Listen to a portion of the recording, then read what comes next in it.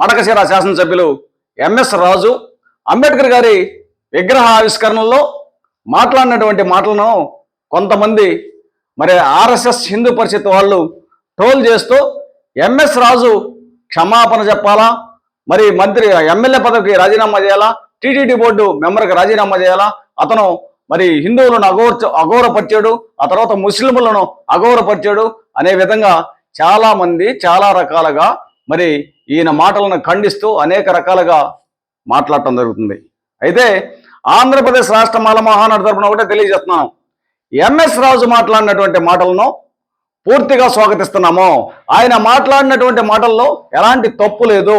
ఆయన మాట్లాడింది కరెక్ట్ అయినటువంటి మాటలేను అని ఆంధ్రప్రదేశ్ రాష్ట్ర మాల మహానాడు తరపున ఈ ట్రోల్ చేసేటటువంటి వారికి, ఖండించేటటువంటి వారికి, విమర్శించేటటువంటి వారికి అందరికీ ఆంధ్రప్రదేశ్ రాష్ట్ర మాల మహానాడు తరపున బహిరంగ చర్చకు రమ్మని మరి సవాల్ విసురుతున్నాను. అయితే వాస్తవంగా మీరు కూడా గమనించండి, ఈ దేశంలో మరి ఎన్నో సంవత్సరాల నుంచి మీరు గతంలో మీకందరికీ నేను చెప్పేంత మాత్రపోయిన గారు అందరూ పండితులు మరి యోధులైనటువంటి వారు ఈ యొక్క ఎంఎస్ రాజు వ్యాఖ్యల మీద మరి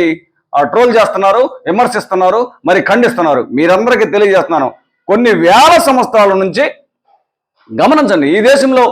ఉండటానికి ఇల్లు లేక, తినటానికి తిండి లేక, మరి వేసుకోవటానికి బట్టలు లేక, చేసుకొని తినటానికి పని లేక, మానవ జీవన వికాసానికి దూరంగా ఉంటూ, శ్మశానాలకు దగ్గరగా ఉంటూ మరి ఎన్నో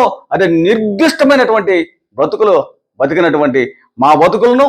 ఈరోజు ఈ దేశంలో బాబాసాహెబ్ డాక్టర్ బిఆర్ అంబేద్కర్ గారు వెలుగులోకి వచ్చిన తర్వాత ఈ దేశంలో స్వేచ్ఛ, సమానత్వం, సౌభ్రతత్వం, సమన్యాయం, సెక్యులర్ దేశంగా ఈ దేశం ఉండాలని చెప్పి మరి ఈ దేశంలో ఉన్నటువంటి ప్రజలందరూ సమాన హక్కులు కలిగి ఉండాలి ప్రతి ఒక్క దాని మీద అని చెప్పి తన యొక్క భారత రాజ్యాంగ పీఠికలో రచించి రాజ్యాంగంలో ద్వారా మాత్రమే ఈ దేశంలో ఉన్నటువంటి అందరూ ప్రజలు సమానమైన హక్కులు కలిగి ఉన్నారు. ఈరోజు పంచాయతీ నుంచి పార్లమెంట్ దాకా ప్రతి ఒక్క సర్వసాధారణమైనటువంటి వ్యక్తికి ప్రతి ఒక్క దానిలో సమానమైన హక్కులు కలిగి ఉన్నారంటే, ప్రతి ఒక్కరు తలరాతలు మారినాయి అంటే, అందరి జీవిత సరళ మారిందంటే, అందరూ ప్రతి ఒక్కరూ నిత్యం